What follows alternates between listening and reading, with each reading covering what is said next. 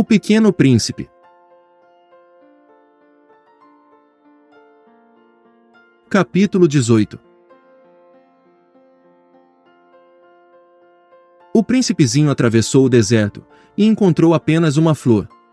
Uma flor de 3 pétalas, uma florzinha à toa.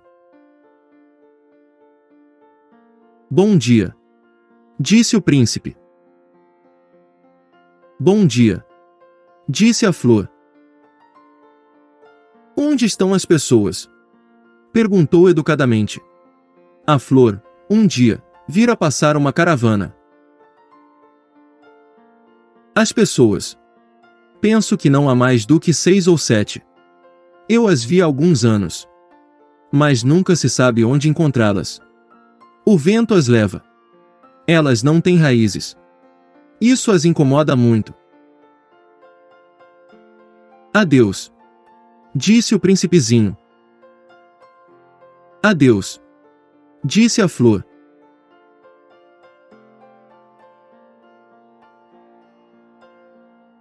Capítulo 19. O príncipezinho escalou uma grande montanha. As únicas montanhas que conhecera eram os 3 vulcões que lhe davam pelo joelho. O vulcão extinto servia-lhe de tamborete. De montanha tão alta, pensava ele, verei todo o planeta e todas as pessoas. Mas ele avistou somente picos rochosos bem pontiagudos. Bom dia, disse ele à toa. Bom dia. Bom dia. Bom dia. Respondeu o eco. Quem és tu? Perguntou o príncipezinho. Quem és tu? Quem és tu? Quem és tu? Respondeu o eco. Sejam meus amigos, eu estou só. Disse ele. Estou só. Estou só. Estou só.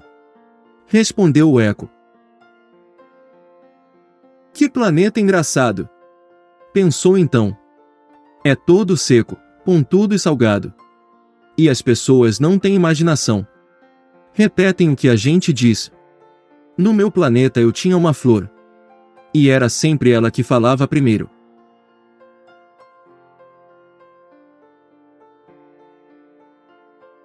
Capítulo 20. Aconteceu que o príncipezinho, tendo andado muito tempo pelas areias, pelas rochas e pela neve, descobriu, enfim, um caminho. E os caminhos vão todos na direção dos homens. Bom dia, disse ele. Era um jardim cheio de rosas. Bom dia, disseram as rosas.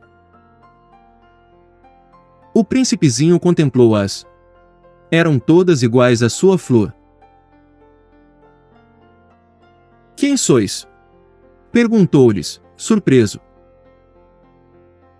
Somos rosas, disseram as rosas. Ah! Exclamou o príncipezinho. E ele sentiu-se extremamente infeliz. Sua flor lhe havia contado que ela era a única de sua espécie, em todo o universo. E eis que havia 5.000, todas semelhantes, num só jardim. Ela haveria de ficar bem vermelha. Pensou ele.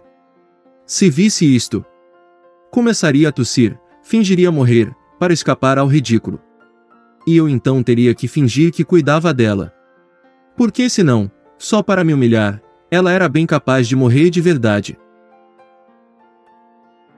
Depois, refletiu ainda. Eu me considerava rico de uma flor sem igual, e é apenas uma rosa comum que eu possuo.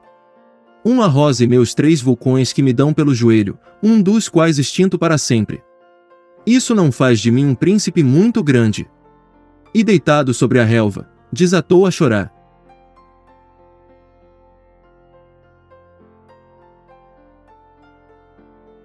Capítulo 21.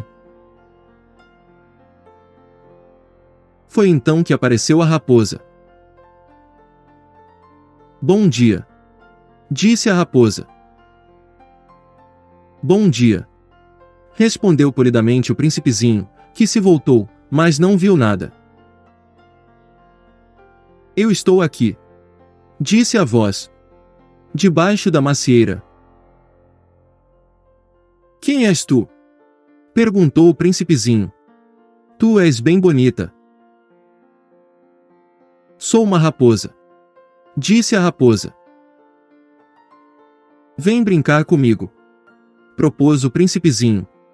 Estou tão triste. Eu não posso brincar contigo. Disse a raposa. Não me cativaram ainda. Ah! Desculpa-me. Disse o príncipezinho. Após uma reflexão, acrescentou. O que significa cativar? Tu não és daqui. Disse a raposa. Que procuras? Procuro as pessoas. Disse o príncipezinho. Que quer dizer cativar? As pessoas. Disse a raposa. Têm espingardas e caçam. É bem incômodo. Criam galinhas também. É a única coisa interessante que elas fazem. Tu procuras galinhas. Não. Disse o príncipezinho. Eu procuro amigos. Que quer dizer cativar? É uma coisa muito esquecida. Disse a raposa. Significa criar laços. Criar laços. Exatamente. Disse a raposa. Tu não és ainda para mim, senão um garoto inteiramente igual a 100.000 outros garotos. E eu não tenho necessidade de ti. E tu não tens também necessidade de mim. Não passo a teus olhos, de uma raposa igual a 100.000 outras raposas. Mas, se tu me cativas, nós teremos necessidade um do outro. Serás para mim o único no mundo. E eu serei para ti única no mundo. Começo a compreender. Disse o príncipezinho. Existe uma flor. Eu creio que ela me cativou. É possível. Disse a raposa. Vê-se tanta coisa na terra. Oh! Não foi na terra. Disse o príncipezinho. A raposa pareceu intrigada. Num outro planeta. Sim. Existem caçadores nesse tal planeta. Não. Isso é interessante. E galinhas? Também não. Nada é perfeito. Suspirou a raposa. Mas a raposa voltou à sua ideia. Minha vida é monótona. Eu caço as galinhas e as pessoas me caçam. Todas as galinhas se assemelham, e todas as pessoas se assemelham.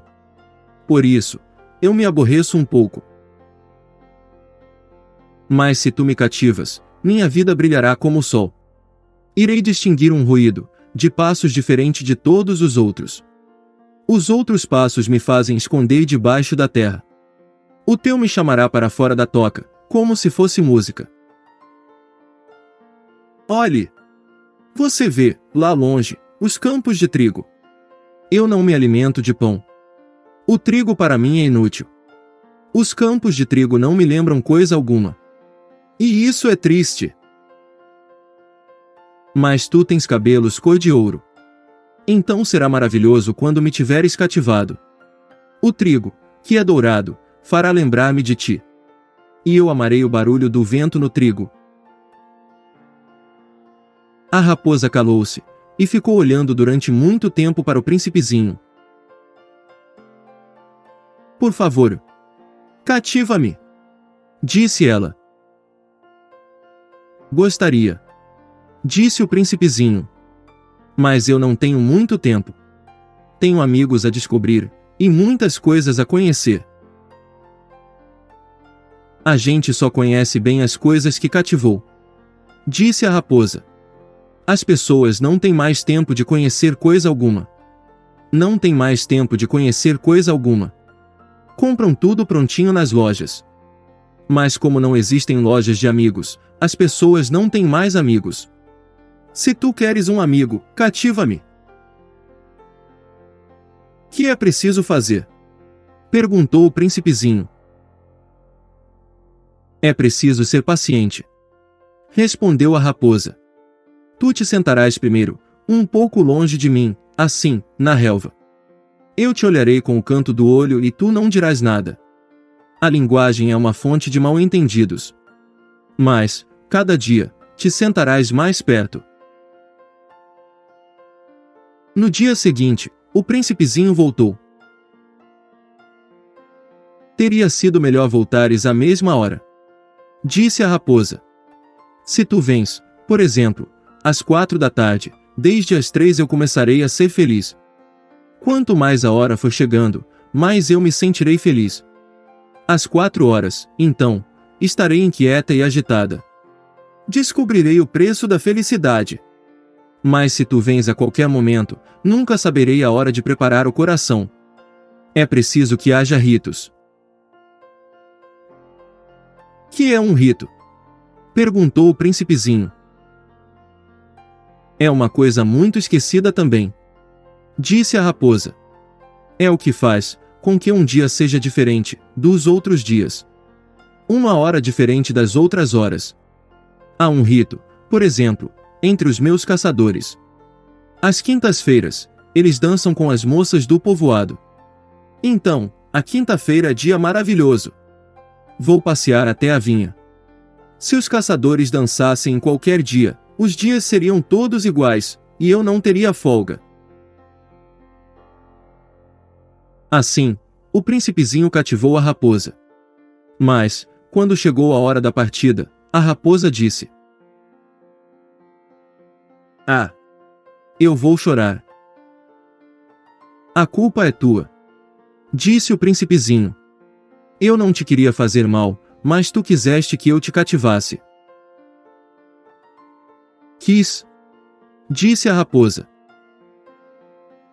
Mas tu vais chorar.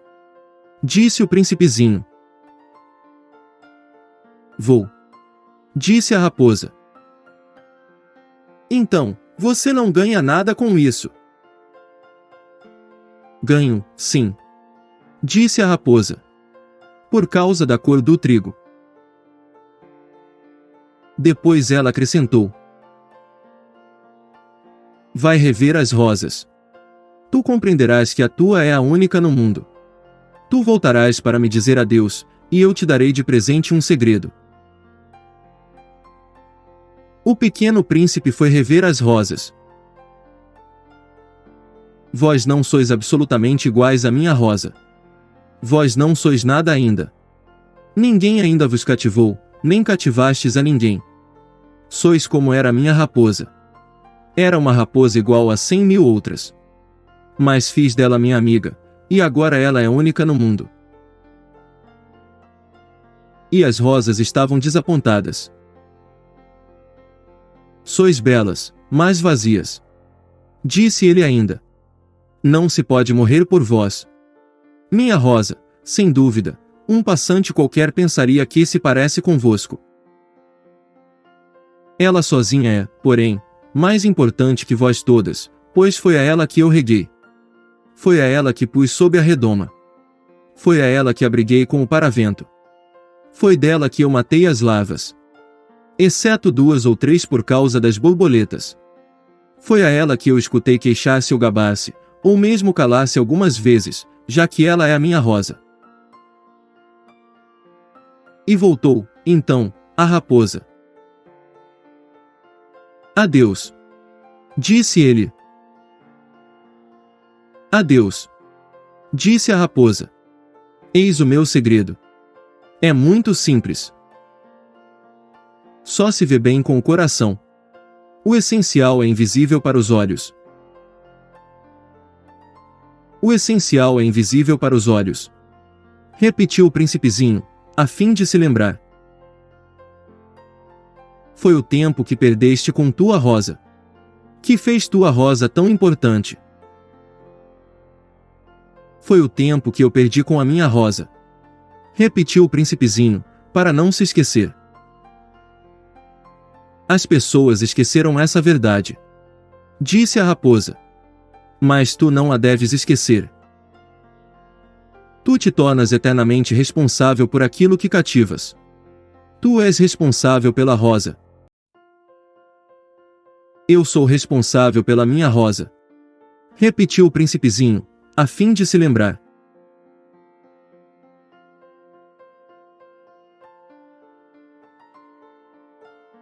Capítulo 22.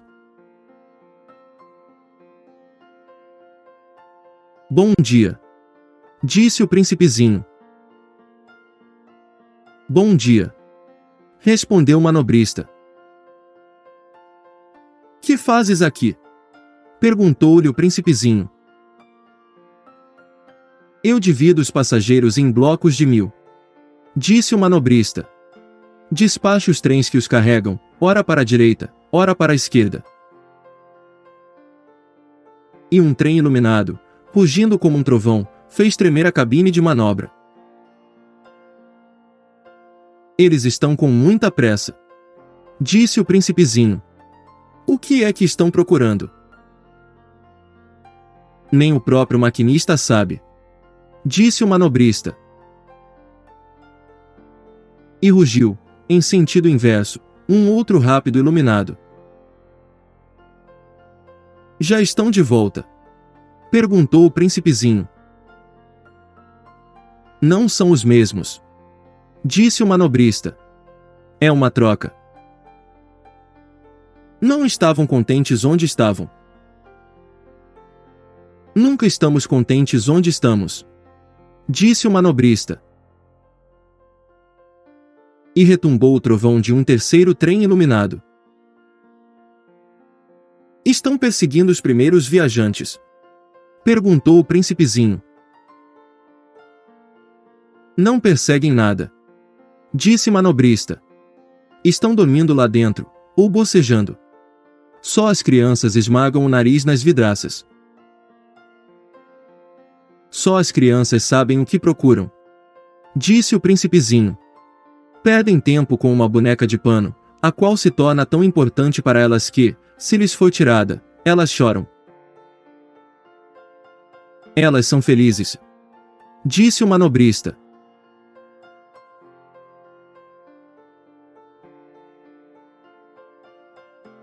Capítulo 23.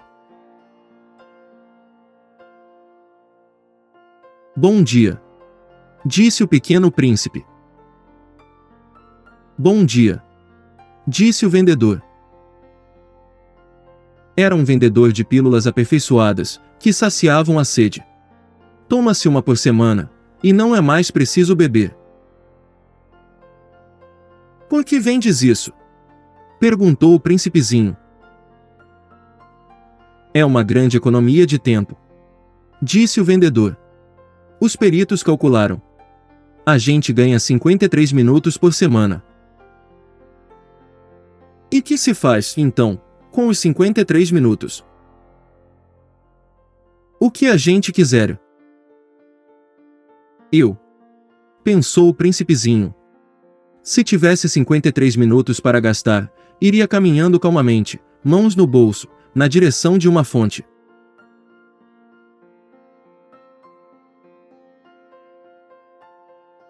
Capítulo 24.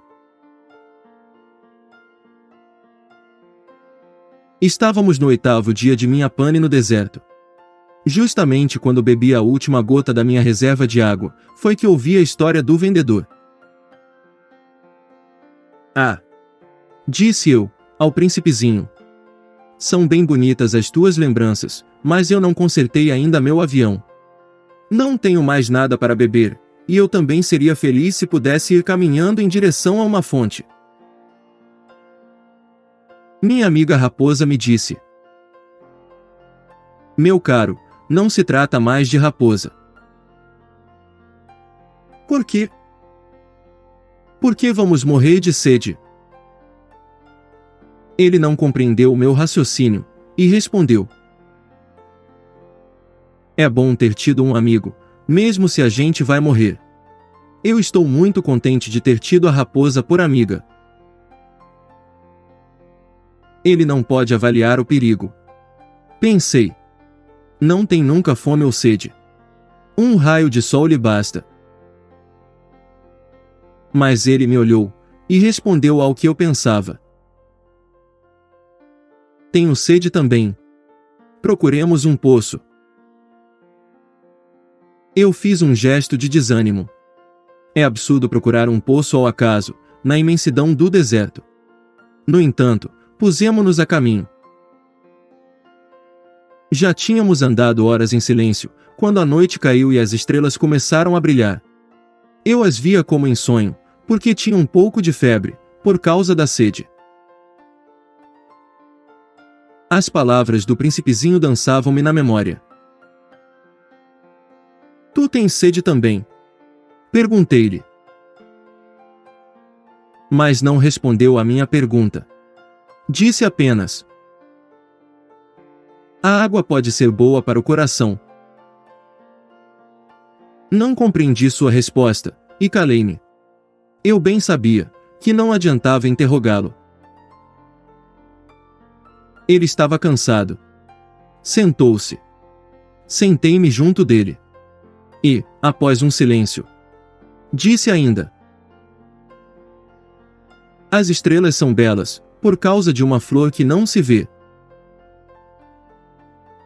Eu respondi: é verdade.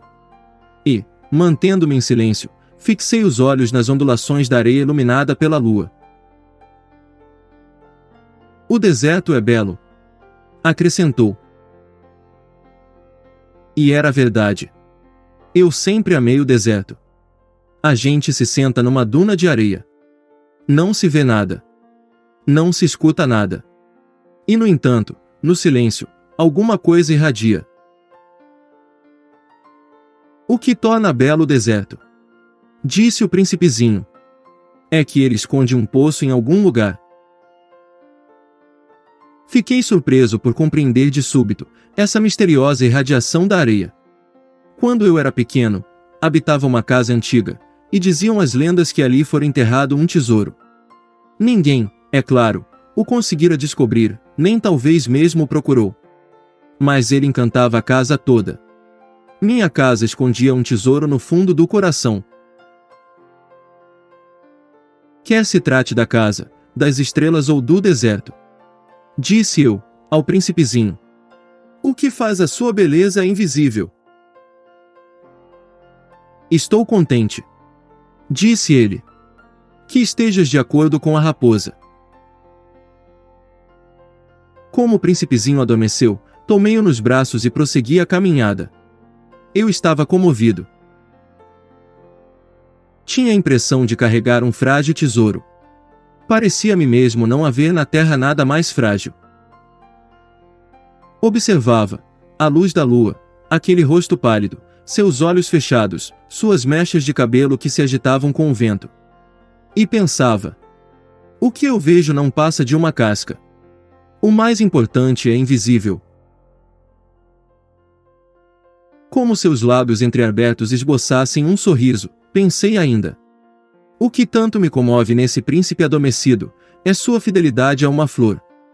É a imagem de uma rosa, que brilha nele como a chama de uma lâmpada, mesmo quando dorme. Eu então o sentia ainda mais frágil. É preciso proteger as chamas com cuidado. Um sopro as pode apagar. E, caminhando assim, eu descobri o poço. O dia estava raiando.